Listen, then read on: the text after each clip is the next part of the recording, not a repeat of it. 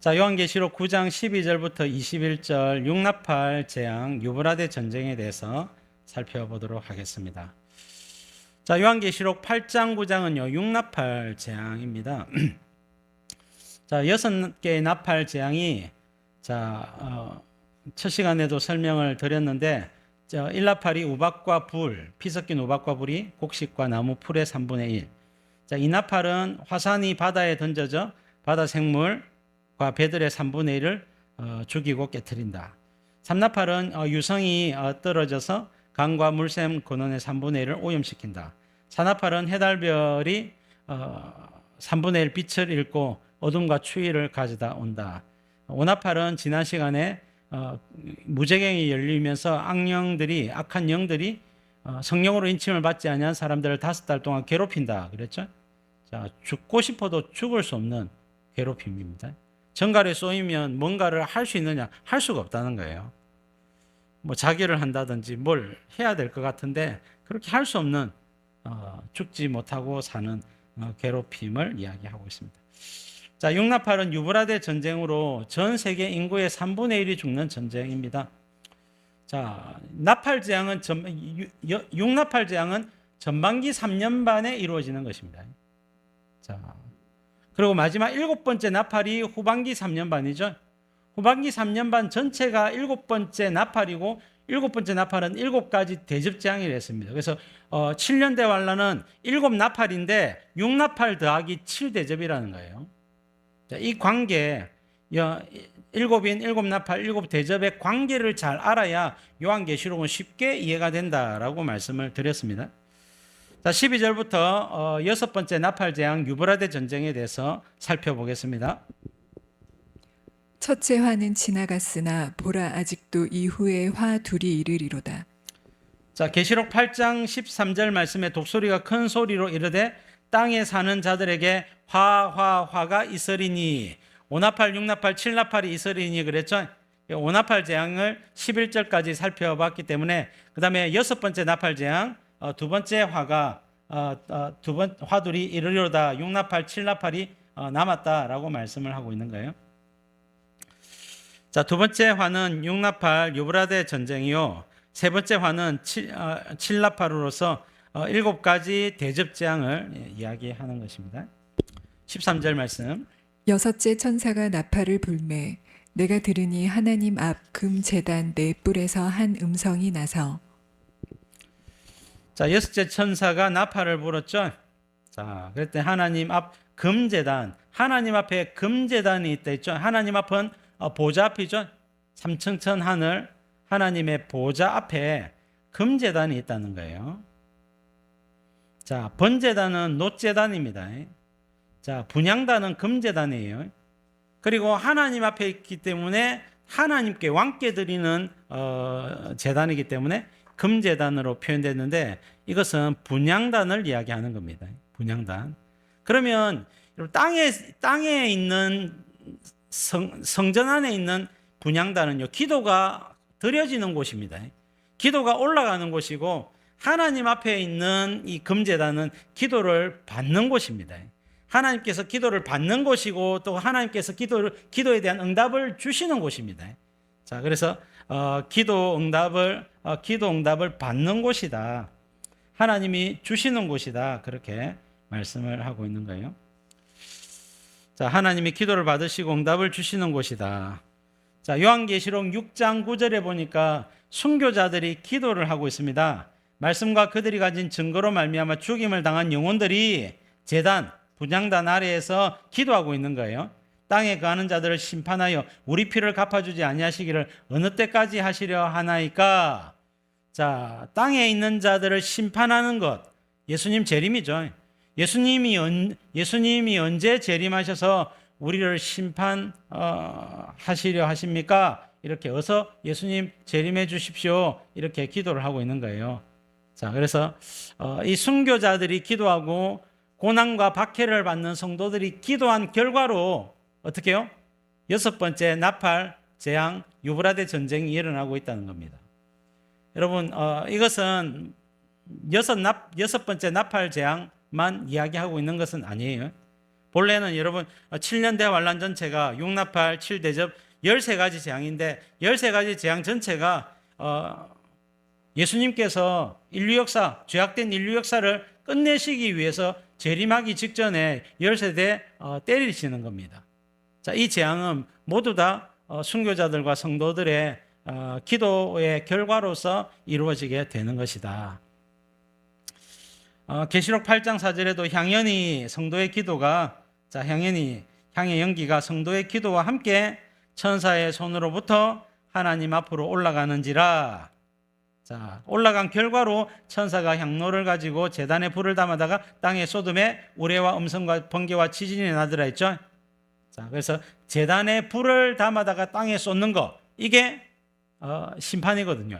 이 심판의 결과로 육나팔, 7대접 재앙, 13가지 재앙들이 오더라, 그렇게 말씀을 하고 있는 거예요. 그래서 육나팔 유브라데 전쟁은 순교자들의 기도에 대한 응답으로 세상에 세계대전이 일어나고 있다.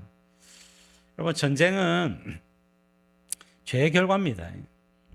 이 땅에 있는 질병이라든지 가난이라든지 여러 가지 인생을 괴롭게 하는 모든 것들은 사실 죄의 결과예요. 물론 하나님이 특별한 어떤 이제 성도들의 어떤 고난이나 성도들의 어려움 속에 의를 위한 박해나 핍박도 있겠지만은 대부분이 죄에 대한 결과로 이 땅에 고통이 오고 전쟁이 오고 죽음이 오게 되는 것입니다. 자, 14절 말씀 보겠습니다. 나팔 가진 6째 천사에게 말하기를 큰 강 유브라데에 결박한 네 천사를 놓아주라 하매.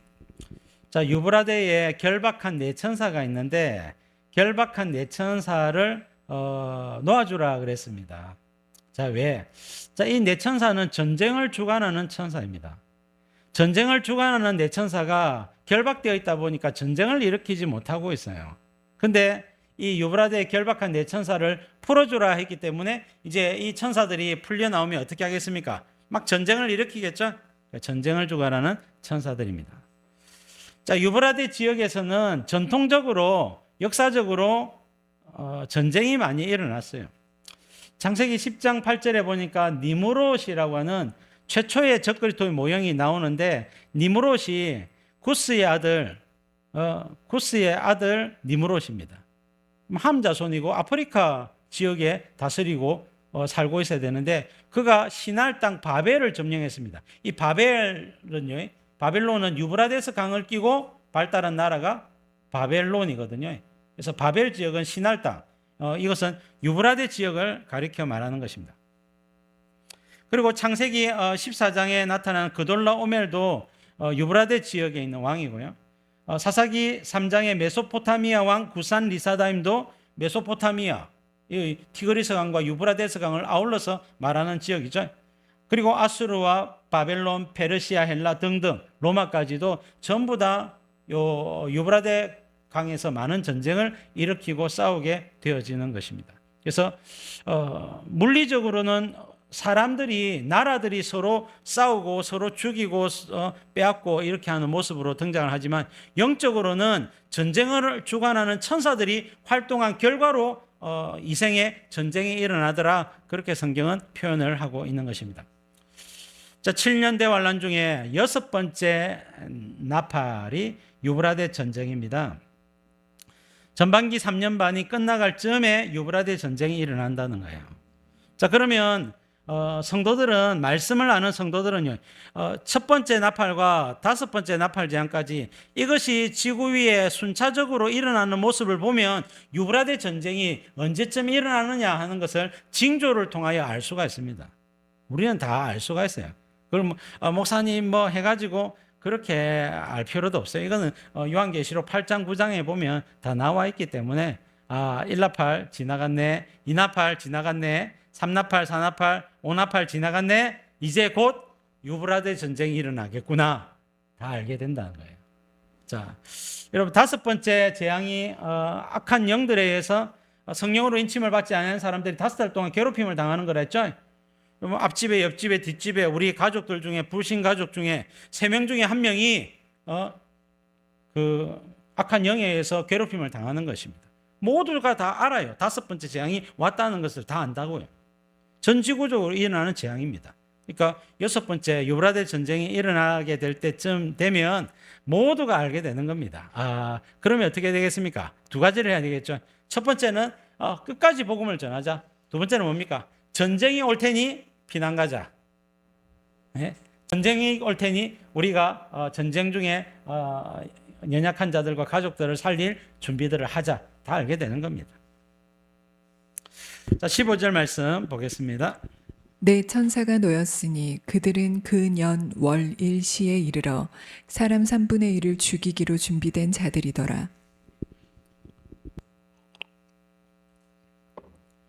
자, 내 천사는 동서남북 사방에서 활동하는 내 천사입니다. 일반적으로 성경에서 사라 할 때 동서남북 사를 암시하는 것입니다.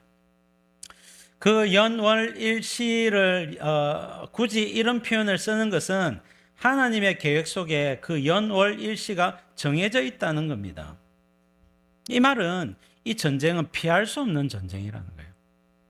여러분, 사람이 선을 행하거나 사람이 노력을 해서 이 전쟁이 일어나지 않도록 막을 수 있느냐? 막을 수 없다는 거예요. 이 전쟁은 반드시 일어나는 전쟁이다.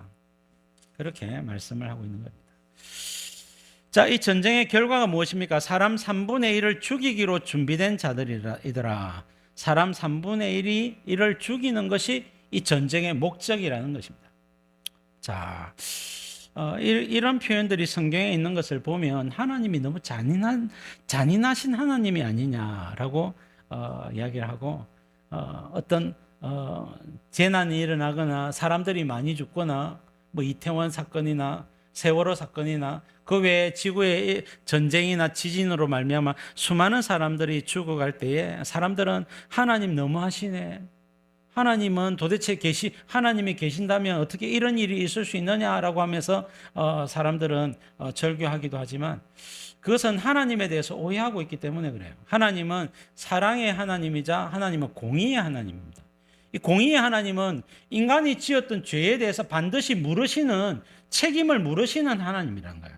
그래서 인간이 하나님 앞에서 함부로 말하거나 함부로 행동하거나 함부로 죄지을 때 하나님은 그것을 다 보시고 알고 계시고 반드시 행위대로 판단하시고 재판하시고 심판하시는 하나님이신 것을 알아야 합니다. 그 하나님을 두려워해야 합니다. 그래서 죄짓기를 무서워해야 되는 거예요. 근데 죄짓기를 두려워하지 아니하고 계속해서 죄를 지으니까 결국은 이 엄청난 재앙이 세상에 들이닥치게 되는 것입니다. 하나님과 예수님은 온 세상의 주인이십니다. 예수님은 당신의 왕권을 찾으러 종말에 재림을 하시는 것입니다. 그러나 인생들은 예수님의 왕되심을 인정하지 않습니다. 하나님의 주인 되심을 인정하지 않습니다. 이 죄가 너무나 큰 죄지요. 그래서 요한복음 16장에 보시면요, 죄 중에 죄는 뭡니까? 그들이 예수님을 믿지 아니하며 믿지 않은 것이 가장 큰 죄 중에 죄단 말이에요. 여러분, 예수님을 반드시 믿고 기회가 있을 때 예수님과의 관계를 회복해야 합니다. 여러분, 우리가 신앙생활을 하는 것은 주님과의 관계입니다. 관계. 우리가 종교 생활을 하는 게 아니에요. 종교 생활을 하는 사람과 주님과 관계 맺기를 하는 사람들의 차이가 뭐냐? 종교 생활을 하는 사람은 예배 드려요, 그냥. 그리고 여러분, 신앙생활을 그냥 이렇게 의무적인 일들을 하게 됩니다. 주님과 관계 맺기를 하는 사람은요, 주님과 인격적인 관계, 날마다 주님과의 동행을 염두에 두고 인생을 살아요. 그래서 나의 입술의 말과 나의 행동을 주님이 보고 들으실 때에 나를 어떻게 평가하실까?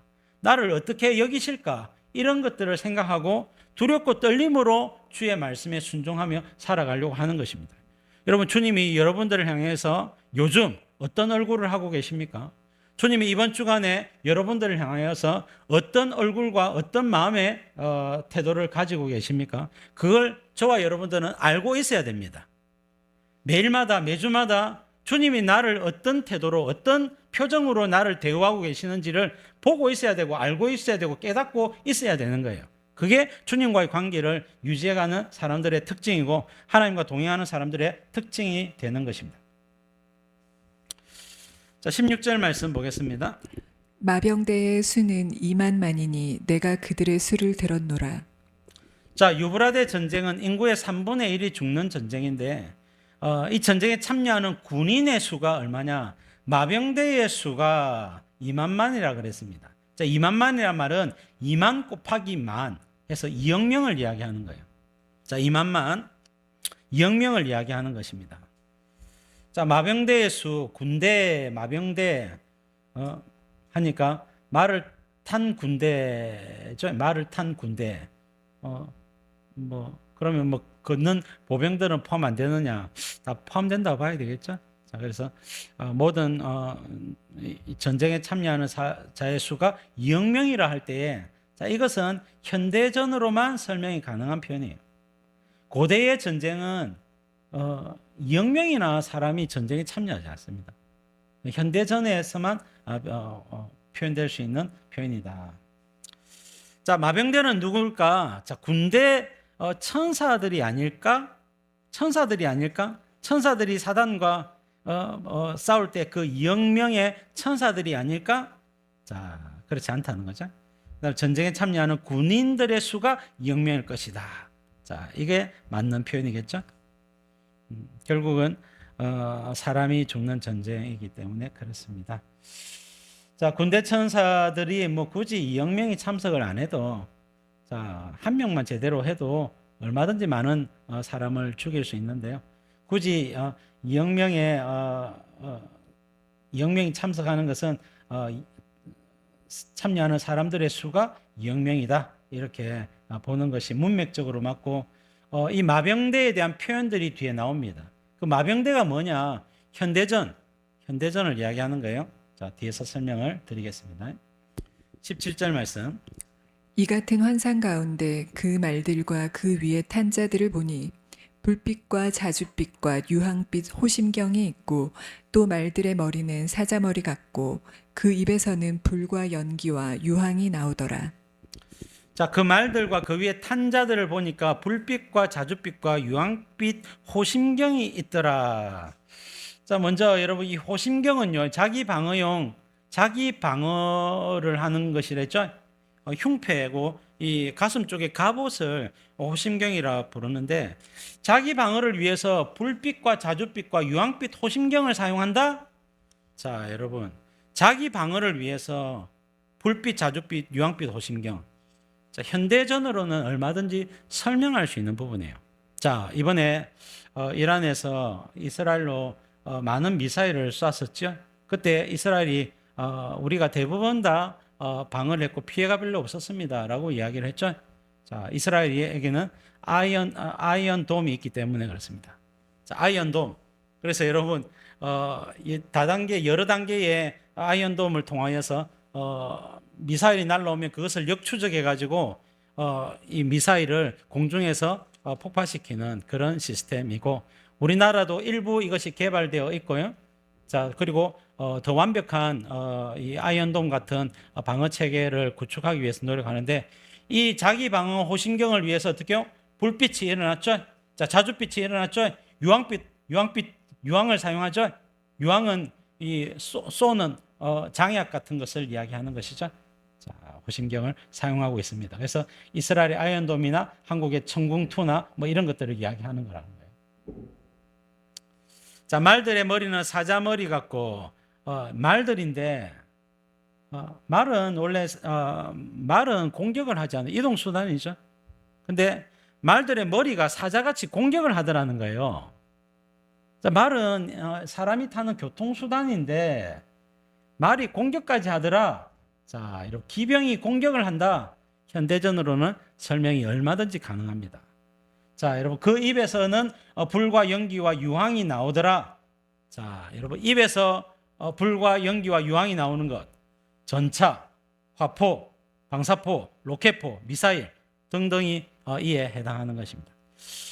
저는 군대에서 군복무를 이제 그 포병 장교로 근무를 했습니다.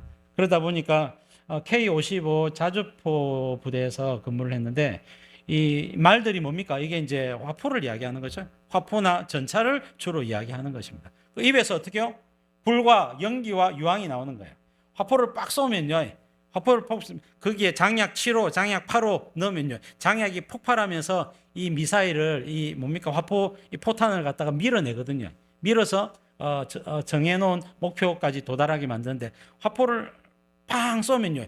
화포 입구에서 불이 확 나와요. 연기가 막 주위에 가득 채워지죠. 그리고 여러분 이 유황이 불에 타게 되죠. 자, 그렇게 된다는 거예요. 자, 여러분 요한은 지금 AD 95년경에 지금 요한계시록을 기록하고 있습니다. 그가 환상으로 이것을 본 것입니다. 자, 무엇을 봤습니까? 요한은 환상으로 종말에 일어날 세계대전, 현대전을 보고 있는 것입니다. 지금 오늘날 이와 같은 현대전이 일어난다 할 때에 요한의 표현들이 그대로 성취되어질 수 있을 정도로 오늘날 여러 무기체계가 다 개발이 되었고 활용이 되고 있는 그런 시대를 저와 여러분들은 살고 있는 거예요. 요한은 이것이 무엇이었는지 상세하게 알지는 못했다 할지라도 요한계시록을 읽고 있는 저와 여러분들은 이것이 현대전이구나 하는 것을 다 알게 되어지는 것입니다.